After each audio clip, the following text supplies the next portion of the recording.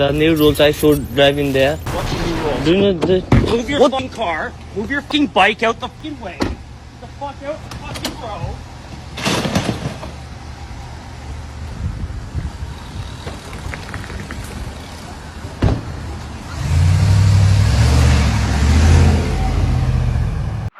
Welcome to Canada, where criminals have more rights than homeowners. Refugees get more money than most people that work. And our tax dollars go to everyone except us hard workers. Oh my god. This country's broken, but no one does anything about it. They just let it happen. Just like when COVID happened. Oh, it's only a mask. It's only 2 weeks. People are just going to let it happen. Just like these EVs that are going to come in 2030, they're just going to let it happen. What are we going to do? There's nothing we can do. Well, there is stuff you can do. You can fight. Guys, I'm at Tim Hortons right now, and there's a white person working here. Thank you so much. Have a good day. Canadians are not inherently racist, but we have brought them to a point where there's an anti-immigration rally happening in Toronto on September 13th. You don't go to someone's house and force your beliefs on them. As a Canadian with Indian roots, I'd like to say that integration is imperative.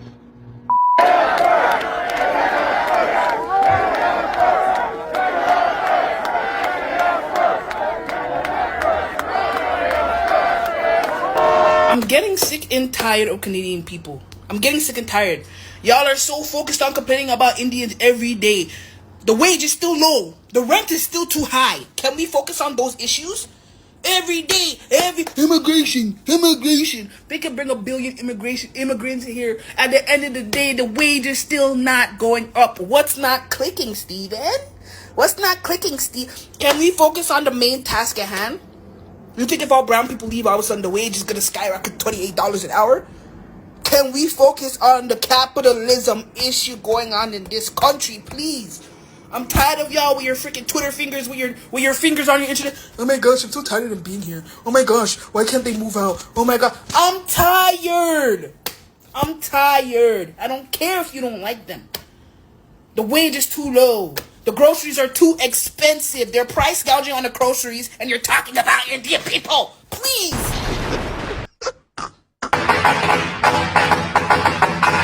We have mass immigration. We have open borders. We have big companies like Tim Hortons taking advantage of the temporary foreign workers program. The summer job is extinct now. Students getting part-time jobs.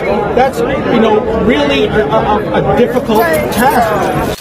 Data released by Statistics Canada shows that the youth unemployment rate for Canadians aged 15 to 24 reached 14.5% last month. That's the highest it's been in over a decade, excluding the pandemic. No!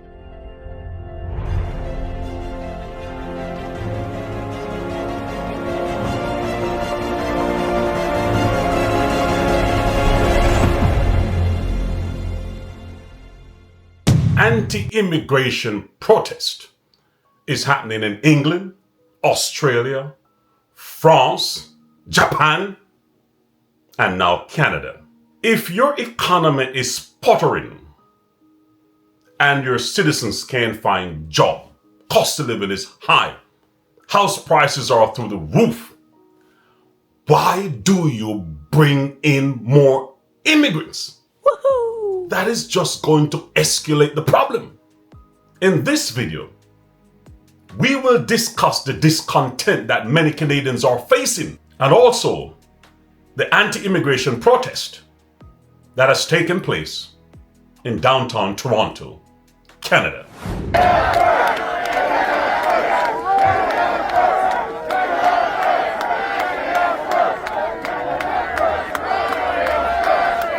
Yesterday in Toronto, there was an anti-immigration protest. It drew about 100 people at most. It was called the Canada First Patriot Rally. They were calling for things like mass deportations and re-migration. And they were making claims like our country is being taken over and invaded.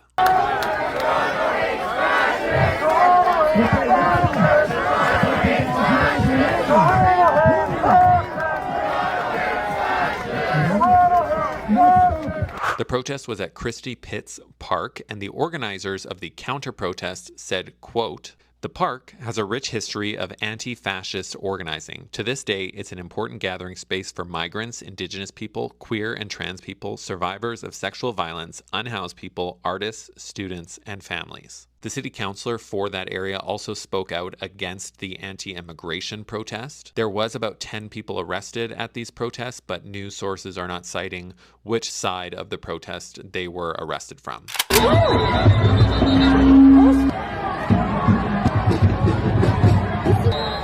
Bro, what is that? Bro, what the fuck?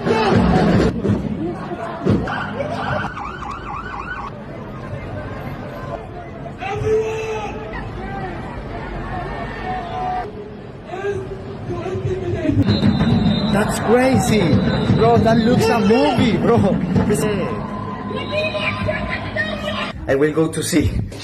Hey, you want to say something about why you're here at this protest? Why am I here? Yes, sir. Because I'm sick and tired of the mass immigration. See, like, I'm okay with immigration. It's this mass immigration where they bring everybody in this shit. Why? Man, we care about us, bro. Worry about us first. Don't worry about all these other countries. Don't worry about bringing in cheap labor. You know what that is? That's slavery, bro. That's that's literally the UN said. It's a contemporary form of slavery. Bringing all this cheap labor here, just so what? Just so what? Everything can be cheaper and shit?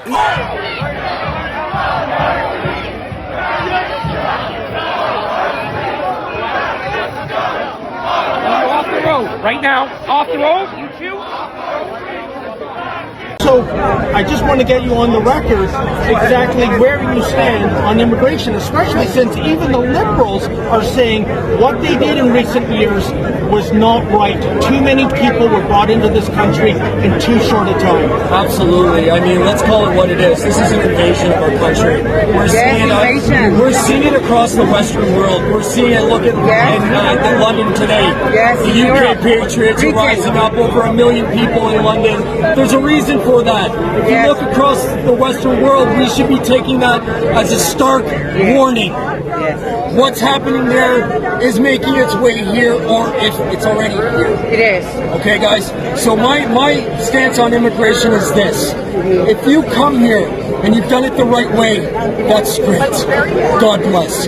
If you come here and adapt and assimilate and embrace the Canadian culture and have respect for all these people that are living here, God bless. But if you're going to come here and you're going to take advantage of the milk and honey that we give to you when you come here, if you're not going to adapt and assimilate to our way of life, if you're not going to learn the language, if you're not going to respect the flag, if you're not going to respect our anthem and our country, you're not welcome. That's my stance. Okay, thank you so much, John. There's a lot of hate towards immigrants lately in Canada. Do you think that immigration is hurting Canada's economy? I would say yes. I feel like a lot of people that come here, they say they're going to study and then they just stop studying and they just stay here. We are so many people. Everything is just getting so expensive. I mean, if you come in the right direction and you try to work and do the paperwork and get the PR, then it's totally fine. It should be affecting positively, not negatively. I know that certain immigration programs are a money-making scheme for the government. It has been working like that way for a long time. I'm aware of that too.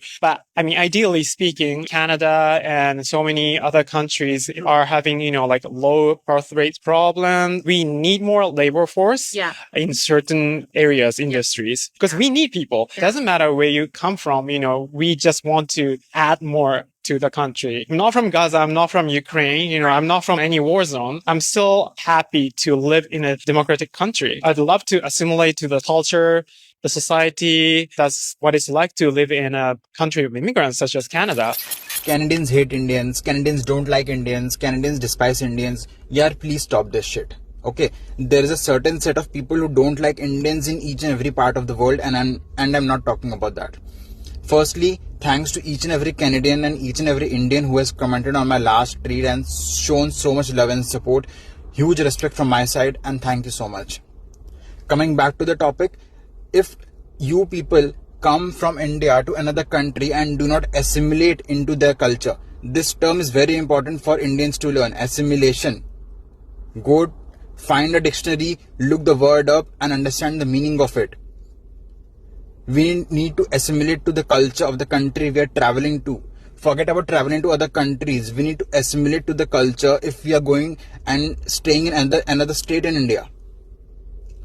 Education starts at home, and if you don't learn these basic manners, do not travel anywhere. As simple as that. Do not be a crybaby that, oh, Canadians are like this, Canadians are like that. I have met hardly 1 or 2 Canadians who don't like Indians, and that too because of their personal preferences. I don't want to get into that. That is an entirely different scenario. It is their mindset, and okay, just leave that. Go to my comment section, my last reel, and just scroll through. Canadians have been so respectful. Why? Why are they not hating on me? Why are they not hating on other creators who are making similar content, who are posting similar reels? Because we are speaking facts, and some people just can't accept the fact that Indians are speaking against Indians, because it is high time. When the water rises above head level, there will be consequences. Then you can't just go and cry, oh, this is happening, racism is happening. This is your doing.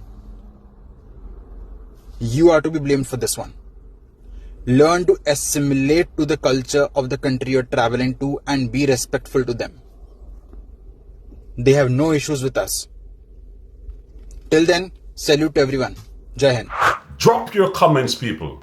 Should the Canadian government put the brakes on immigration for now, until the economy rebounds and Canadian citizens can get jobs and buy houses? Also, don't forget to like, share, and also subscribe.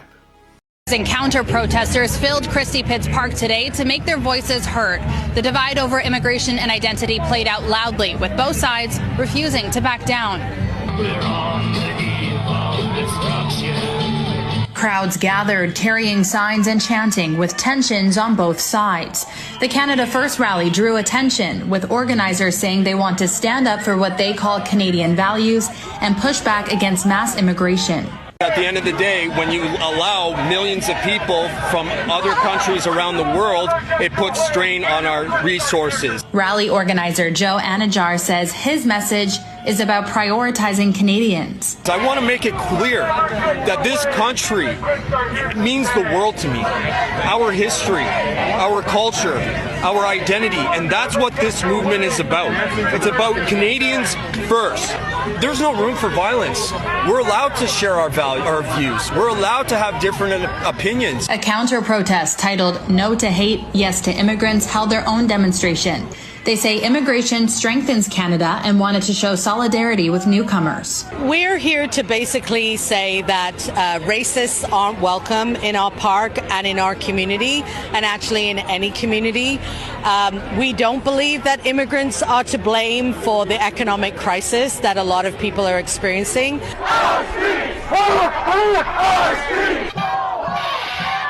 The rally saw a heavy presence from Toronto police, including crowd safety control and mounted units.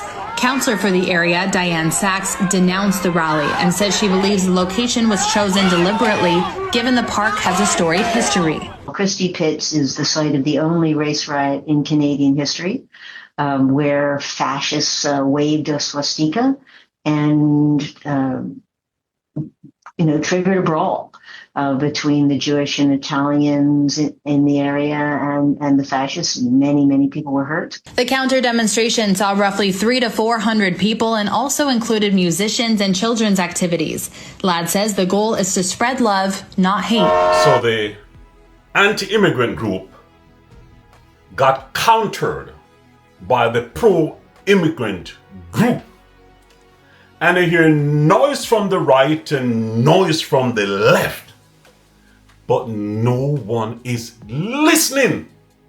If the economy is on a downturn and Canadian citizens can find jobs and the service job that many young people could do are being taken over by immigrants, then that will always create a tension. But the anti and the pro are not listening to each other to come to a compromise.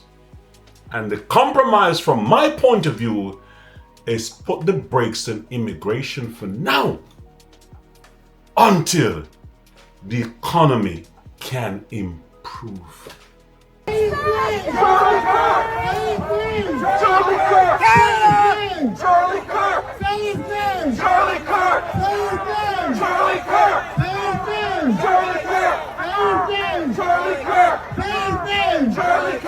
So my question to you, should the Canadian government keep bringing in immigrants? Or should they put a freeze on immigrants for now until the entire economy rebounds? From my vantage point, that makes a whole lot of sense. Canada's immigration rates to sustainable levels. For the Prime Minister, that means reducing the number of temporary foreign workers and students to less than 5% of the total population in 2 years by the end of 2027. The Prime Minister announcing that Canada will be cutting down on the number of temporary foreign workers. The program allows Canadian companies to hire foreign workers when Canadian workers can't be found. The government also plans to reduce international students. It comes amid pressure. Those who say those programs are being exploited. CTV's Judy Trinh is in Ottawa with more on why the government is doing this. Judy, what are you hearing from them on that?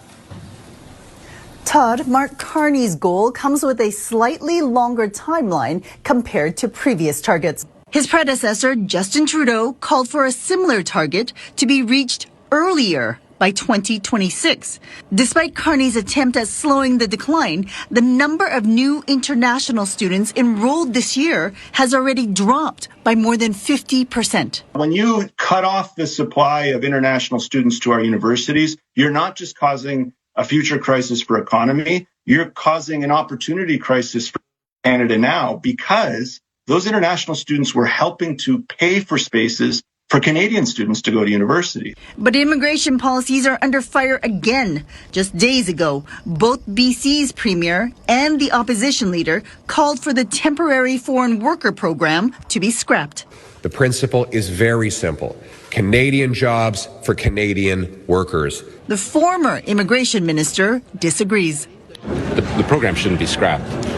It definitely needs to be fixed. It has problems. There's wide LMIA fraud in the program that continues to need to be fixed. We've started to reduce the overall numbers. Immigration data currently shows that there are 214,000 fewer international students and foreign workers compared to the same time last year.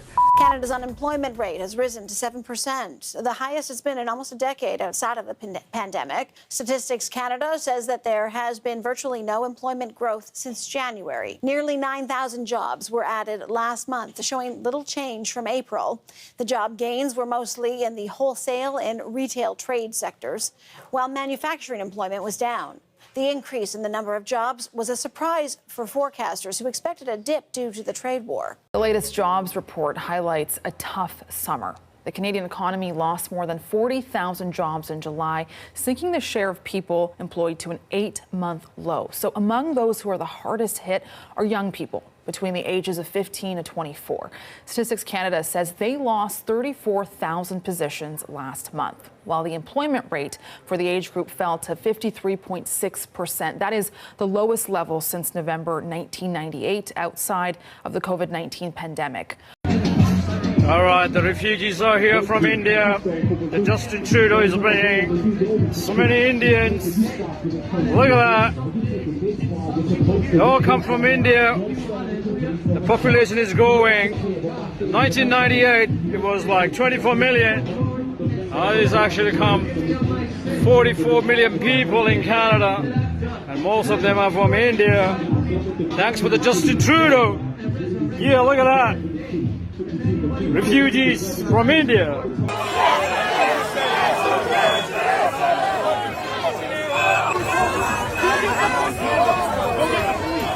Go home, fascists! Go home, fascists! Welcome to Canada, where criminals have more rights than homeowners. Refugees get more money than most people that work. And our tax dollars go to everyone except us hard workers. This country's broken, but no one does anything about it. They just let it happen. Just like when COVID happened, oh, it's only a mask, it's only 2 weeks. People are just going to let it happen. Just like these EVs that are going to come in 2030, they're just going to let it happen. What are we going to do? There's nothing we can do. Well, there is stuff you can do. You can fight. And you can say no.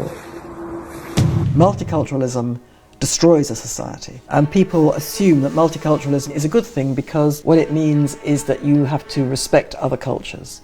Well, it doesn't mean that. We should all respect other cultures. Multiculturalism says something quite different. It says that no culture is morally superior or intellectually superior to any other culture. You can't say that Western core values are better than any other. As a result, you can't uphold things like democracy, one law for all, freedom of expression, equality for women. You can't uphold any of that. And that's the way our culture actually dies. Is she correct? Does multiculturalism work? Let's dig into that. If you put different ethnicity in any metropolis, or if you look at the schoolyard in anywhere in Canada or around the world, different ethnicity will always align themselves with their peer groups or their culture to feel affinity and to feel comfortable in that space. If you look at Canada per se, or the GTA in Ontario, you have little India, you have little Italy, you have little Portugal, you have little Jamaica, you have little Chinatown. So although different ethnicities are in the same metropolis, they align themselves and build small communities within the bigger community, because that is where they feel comfortable and they have cultural understanding and relationship. From a position of power, this is perfect. Why? Because the government can tax them, they will never complain because they are divided. Corporation can raise the price of goods and services and they'll never complain. You can demonize one particular group and the other will say, well, it's the Jamaicans, it's the blacks, it's the Indians. Because what happened is that they are divided and weak, they don't work together. So from the position of power, it's easy way to control them. While in the midst of it, they're happy in their community. So from a nationalistic perspective, it really doesn't help. It helps the ones at the top because the masses are divided. But for the masses themselves, they can never unite and push back against anything that's affecting them as a whole. For me, a melting pot is always better than multiculturalism, because a melting pot, people interbreed in different communities, ethnicities, and different cultures and create what you call a unity so they can see eye to eye. But power doesn't like that, because power likes to divide us among ethnicity, religion, race. That is why I believe her. Multiculturalism doesn't work, because one group will eventually want to dominate the other. Have you ever wondered how rich Canadians are getting even more wealthy? We've got some new information to shine light on the subject. The gap between Canada's haves and have-nots has never been bigger. Statistics Canada reported last month that the income gap reached a record high this year. During the first quarter of 2025, the top 40% of Canadian households captured 66.2% of all after-tax income in Canada. The bottom 40% shared just 17.2% of income. It was a record gap, up 11.9% from 4 years ago. Experts say that the growing inequality is a result of decades of government policy choices and dramatic increases in executive pay.